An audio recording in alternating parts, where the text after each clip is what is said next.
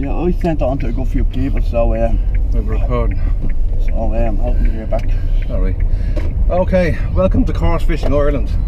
I just want to let everyone know that it's a catch and release policy, and we always use barbless hooks. That's always. I always use barbless hooks. Danny, you always? I always use barbless hooks. We always use barbless hooks, and all the fish are returned safely. Our priority is safety, the fish safety, that goes back in alive. Now, in the last video, we were fishing a local river, stream really. You know, you call it a river. It's about 2 foot deep in some places. Some places it's barely up to your ankle. But it's just amazing that you can actually still find trout in somewhere that you think there's no fish. We were using maggots. Red and white seemed to work well for me. I was fishing a bomb and just a hook length of about 2 foot, and that seemed to work. You were fishing a float? I was using a float. He was using a float, yeah. With a hook length of probably 3 foot, size 14 hook, and again red and white maggots. Just trying different methods down there, see how things go on. It's funny because that's something that I wouldn't have done. I would never think of using a float. And I was watching the way you were using it, and you were using the float, even though the float was just like lying flat. Yeah. Which was, I found strange.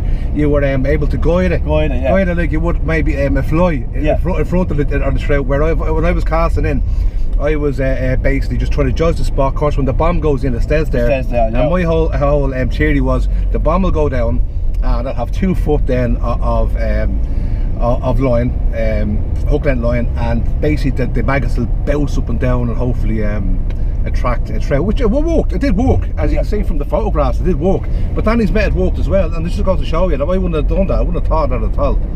But yeah, that was down in Clondalkin village there, just at the bridge, and once again, catch and release. You know, they all put back inside the web. Yeah, I don't like taking them out at all. You know, we did fish. I did fish actually up around by the bats there and the gym around Clondalkin village as well. But I got plagued by gudgeon. And I kept thinking that I had a trout on, but I didn't. It was all gudgeon. So after a while, you just get fed up catching gudgeon.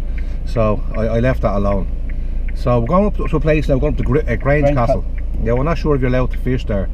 But we're going to find out, because we're going to follow this river on. Is that the camac as well? That's the camac as well, yeah. So we're going to find out exactly where it goes from Grange Castle after that. We know it heads down to Clondalkin, but we're not sure where exactly it goes before Grange Castle or after Grange Castle, up the other end. And hopefully find this gem of the river that opens into a wide space that we can actually probably fish. Because a lot of it goes, it's all overgrown. I found that around by Clondalkin village as well. It was all overgrown. You know, when I remember when I first moved up here in 1980, I think it was, that was well kept and well looked after. Of course, I was using a big shark hook and a big 40-pound line, so I didn't catch anything. Times have changed, and I've learned a bit, but you know, so yeah, so looking forward to that. Okay, I'm gonna go now. Right.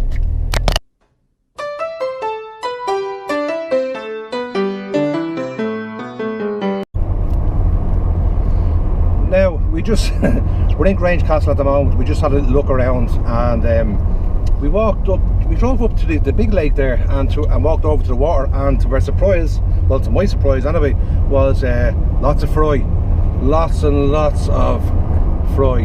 So where there's baby fish, there's big fish. We also went up to the other part now that I fished years ago, but I got moved on by security. I don't know if he was just an arsehole or not, but we couldn't find there wasn't one no fishing sign anywhere. So we're going to wait and see. But we're going to come up and we're going to fish that spot first and see if we're moved on. If we are moved on, we'll get it on camera and we'll ask why, and we'll ask why there's no fishing signs. So till next time. Okay, Danny? Okay, yeah.